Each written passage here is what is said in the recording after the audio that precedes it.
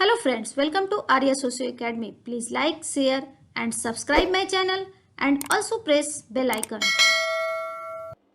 चलिए शुरू करते हैं आज का एमसीक्यू। क्वेश्चन नंबर 1, समाज की अर्थव्यवस्था के अध्ययन में एक समाजशास्त्री निम्न में से किस पर ध्यान केंद्रित करता है। यहाँ क्वेश्चन मार्क होगा, किस पर ध्यान केंद्रित करता है। ऑप्शन है आर्थिक शक्ति का वितरण, ऑप्शन बी आर्थिक मंदी का मुकाबला करना, ऑप्शन सी आर्थिक और राजनीतिक क्रियाओं का संलयन, ऑप्शन डी समाज में संस्थागत प्रतिमान जिसमें क्रिया संपन्न होती है। अर्थात ये क्वेश्चन क्या पूछ रहा है कि समाज की अर्थव्यवस्था के अध्ययन में, अर्थात हम समाजशास्त्र के अंतर्गत जो अर्थव्यवस्था आती है उसका जब हम एक समाजशास्त्री होने के नाते अगर अध्ययन करते हैं तो हम किस चीज़ का अध्ययन करेंगे। तो आर्थिक शक्ति का वितरण यह और आर्थिक मंदी का मुकाबला यह दोनों अध्ययन नहीं करते हैं क्योंकि यह इकोनॉमिक्स का हो जाता है। आर्थिक और यहाँ राजनीतिक आ जाती हैं बातें, तो ये भी नहीं होगा। तो ऑप्शन डी हमारा क्या बचता है, समाज में संस्थागत प्रतिमान जिसमें क्रिया संपन्न होती है। अर्थात जो समाज में इंस्टीट्यूशनल नॉर्म्स हैं जिसमें कोई व्यक्ति क्रिया होती है, अंतः क्रिया होती है, उसी को ही कोई भी समाजशास्त्री समाज की अर्थव्यवस्था के अंतर्गत ध्यान रखकर अध्ययन करता है। तो फर्स्ट का आंसर हमारा हो जाता है यहाँ डी। नेक्स्ट क्वेश्चन नंबर 2 देखें। अपनी पुस्तक कास्ट इन इंडिया में J.H. हटन ने अनुसूचित जातियों को इंगित करने के लिए निम्न में से किसका प्रयोग किया है। यहाँ क्वेश्चन मार्क छूटा है। किसका प्रयोग किया है। ए दलित जातियाँ, बी बहिष्कृत जातियाँ, सी अस्पृश्य जातियाँ, डी निम्न जातियाँ।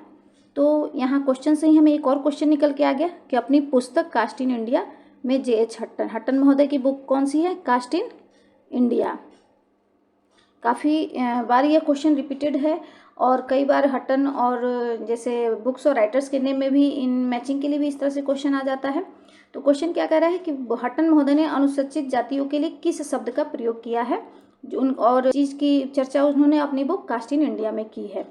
तो हमारे ऑप्शन क्या होगा, हमारा आंसर होगा बी बहिष्कृत जातियाँ। वे कहते हैं जो अनुसूचित जातियाँ हैं उनके साथ अस्पृश्यता का जो भेदभाव होता था, तो इस कारण वो क्या है, बहिष्कृत हैं, समाज से अलग रहती हैं, तो इसलिए उन्हें बहिष्कृत जातियाँ कहकर या उनके बहिष्कृत जातियाँ कहा है। तो हमारा 2 का आंसर हो गया यहाँ बी। नेक्स्ट क्वेश्चन नंबर 3, निम्नलिखित में से कौन कृषक जनजाति है। हमें बताना है कि कौन सी यहाँ जनजाति है जो कृषि का कार्य करती है। तो ऑप्शन ए है Kharia, option B Chenchu, option C Kadar, option D Oraon. तो हमारा आंसर यहाँ होगा उराव। उराव जनजाति क्या है, यह एक कृषक जनजाति है। Simple question. Next question number 4, Toda मुख्यतः टोडा क्या है, किस तरह का समुदाय है, किस तरह की जनजाति है। ए पशुपालन समुदाय है, बी शिकारी समुदाय है, सी कृषि उन्मुख समुदाय है, डी औद्योगिक श्रम उन्मुख समुदाय है। तो टोडा मुख्यतः क्या है, यह एक पशुपालन समुदाय है। टोडा का मुख्य कार्य क्या है, पशुपालन करना। शिकारी, कृषि और औद्योगिक श्रम में ये नहीं आते हैं। एक यहाँ फॉर्मूला आप लोग याद रख लिए, भोटोगु, भू भू से हो गए आपको भोटिया,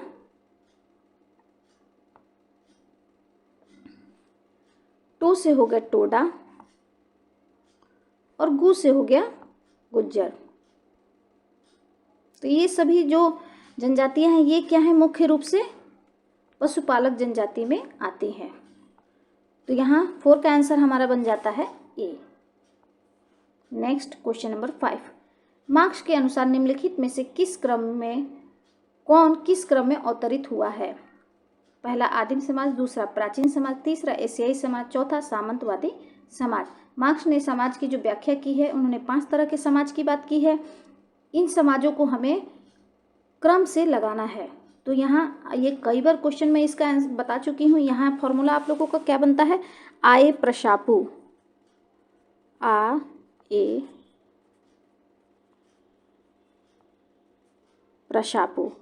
आ से हो गया आपको आदिम समाज फर्स्ट नंबर, ए से हो गया एशियाई समाज ये 2 नंबर, प्रा से हो गया प्राचीन समाज ये 3rd नंबर, सा से हो गया सामंतवादी समाज 4th नंबर और पू से हो गया आपको पूंजीवादी समाज।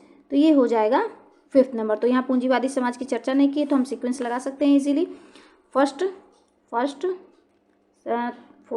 तीनों में है। सेकंड आता है एशियाई समाज, 3rd नंबर है। फर्स्ट मिल गया, 3rd नंबर मिल गया। और दूसरे नंबर पे है प्राचीन समाज और चौथे नंबर पे समतल। हमारा आंसर क्या हो गया? 5 का आंसर हमारा यहाँ बन गया बी। याद रखिएगा ये फॉर्मूला आए प्रशापु, इजीली आप हमेशा याद रख सकेंगे, कभी कोई दिक्कत नहीं होगी। नेक्स्ट क्वेश्चन नंबर 6, निम्नलिखित में से कौन उत्तर प्रदेश की अपराधी जनजाति से संबंधित है? अपराधी जनजाति से कौन संबंधित है? भील, गौड़, चेरू, कोरवा।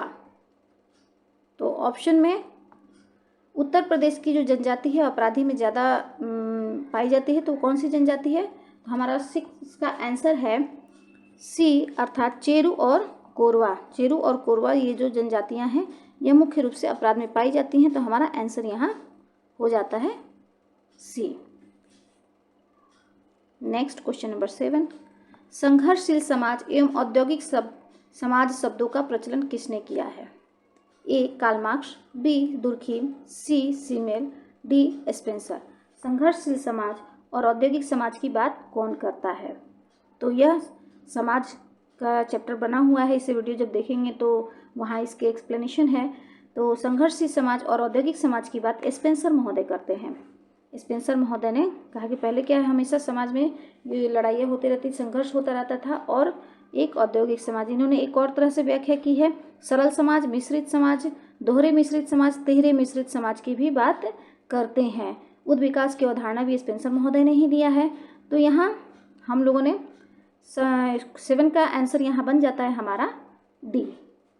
नेक्स्ट देखते हैं क्वेश्चन नंबर 8, अनुसूचित जाति अनुसूचित जनजाति उत्पीड़न अधिनियम किस वर्ष पारित हुआ था? किस वर्ष पारित हुआ या हुआ था? ऑप्शन ए है 1850, option B 1955, option C 1961, option D 1989। तो हमारा यह आंसर होगा यहाँ ऑप्शन डी 1989। अनुसूचित जाति और जनजाति उत्पीड़न अधिनियम 1989 को पारित हुआ था। तो 8 का आंसर हो जाता है यहाँ डी। नेक्स्ट क्वेश्चन नंबर 9, स्वतंत्रता पश्चात अनुसूचित जातियों को रक्षा के लिए निम्न दिए गए विभिन्न अधिकारों में से एक सही नहीं है। वह अधिकार इंगित कीजिए जो सम्मिलित नहीं किया गया है। ए संपत्ति प्राप्त करने का अधिकार, बी अनुसूचित क्षेत्रों के प्रशासन व नियंत्रण के लिए प्रावधान, सी राज्य कोष में से अनुदान प्राप्त करना, डी स्वयं की धार्मिक संस्थाएं स्थापित करना।